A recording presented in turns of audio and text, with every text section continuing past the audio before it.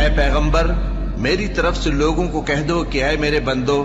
جنہوں نے اپنی جانوں پر زیادتی کی ہے اللہ کی رحمت سے نا امید نہ ہونا، اللہ تو سب گناہوں کو بخش دیتا ہے،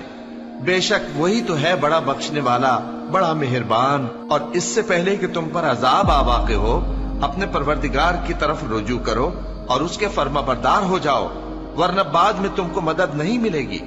اور اس سے پہلے کہ تم پر ناگہاں عذاب آ جائے اور تم کو خبر بھی نہ ہو، اس نہایت اچھی کتاب کی جو تمہارے پروردگار کی طرف سے تمہاری جانب نازل ہوئی ہے پیروی کرو۔ ایسا نہ ہو کہ اس وقت کوئی شخص کہنے لگے کہ ہائے اس کوتاہی پر افسوس ہے جو میں نے اللہ کا حق ماننے میں کی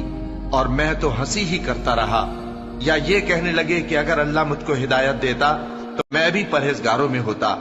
یا جب عذاب دیکھ لے تو کہنے لگے کہ اگر مجھے پھر ایک دفعہ دنیا میں جانا ہو تو میں نیکوکاروں میں ہو جاؤں۔